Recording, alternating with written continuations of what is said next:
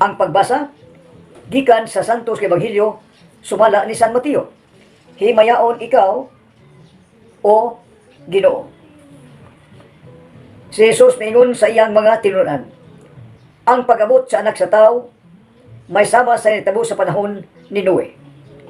Ingon sa mga adlaw, sa wala pa ang lunok, ang mga tao nagpadayon sa naandan nilang gulaton sama sa pagkaon o pag-inom o pagminyoay.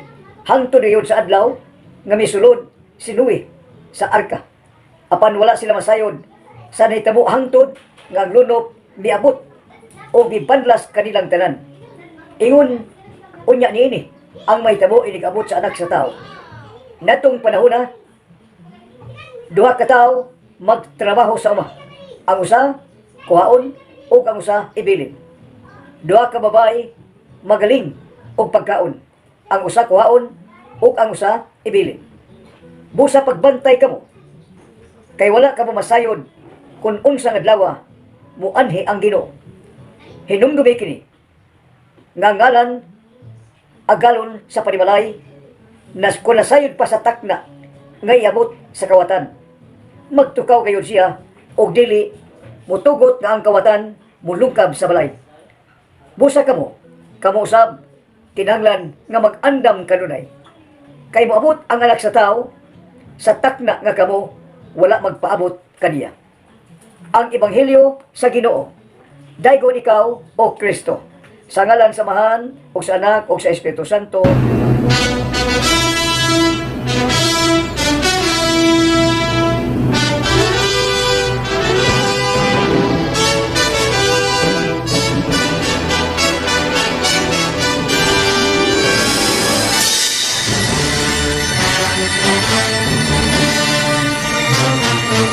Mayong buntag, mga ison, ug pag-o pa lang yun nato, nabati ang buhay nga pulong, ang pulong Diyos.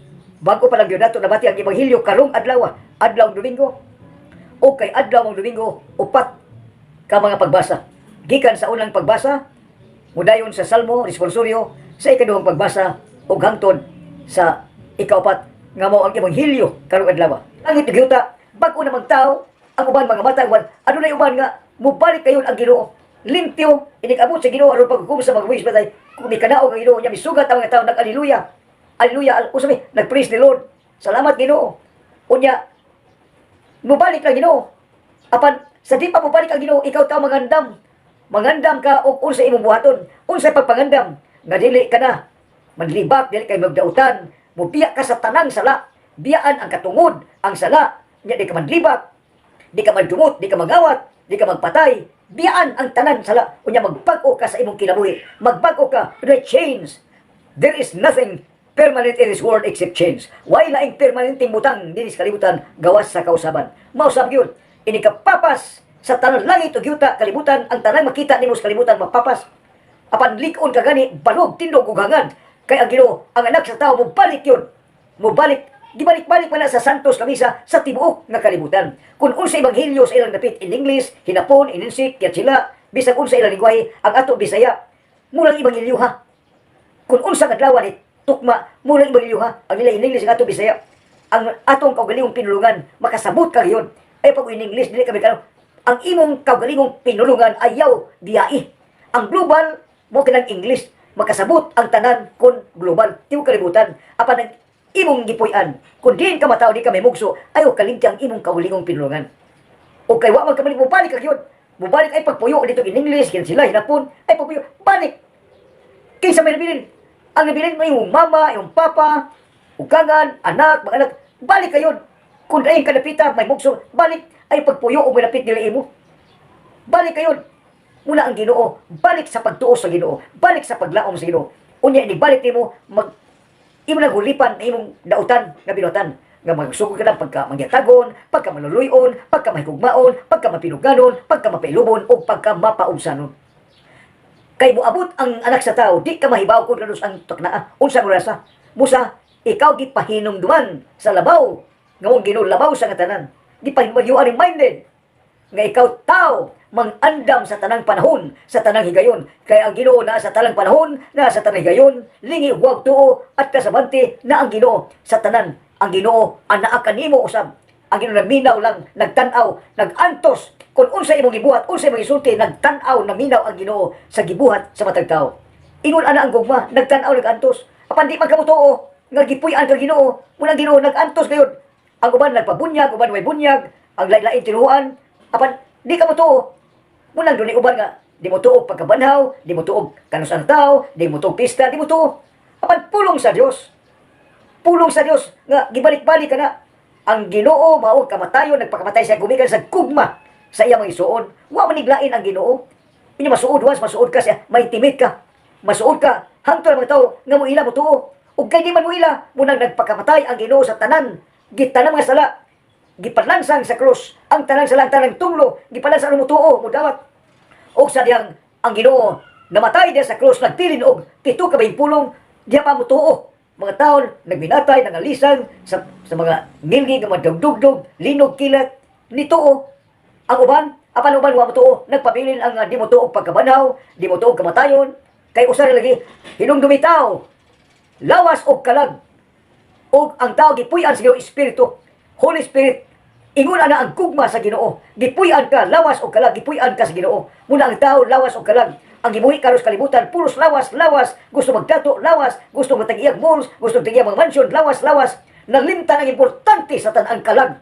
Ang kalag dili makasuod sa gingharian, natanis mag-antos. Kaya apektado man ang lawas o kalag. Ang lawas nagpatuyang sa gibati, hubog-hubog, kaon inom, patuyang, apektado ang kalag. Inikamatay sa tao, apan gibuntog ang kamatayon sa Ginoo. Human siya gibuntog ang kamatog, ang tagiyas kamatay. Gitildi na, nagpakamatay ang Ginoo. Aron maluwas ang iyang maison, nga gimahal, iyang gihigugma, nga mubalik na sa pagtuo, muliko na sa pagtuo. Balik kay wa may bawo ang tanang tao ni kalibutan. In fairness, nga ang tao lawas o kalag, gipuy-an sa Ginoo. Unya ang tao ni kalibutan nagpatuyang, nagpadayon sa nagipati, pagpangangkon o mabutang ila, wa may bawo nga Ginoo balik yun gani, ibalik-balik ka na sa santos kamisa. Kung adunay liturgy of the word, human sa liturgy of the word, mao ang liturgy of the Holy Eucharist. Ang lawas o dugo sa Ginoo, ibalik-balik ka na, pinaagi sa pari nga malig-on ang pari gayon.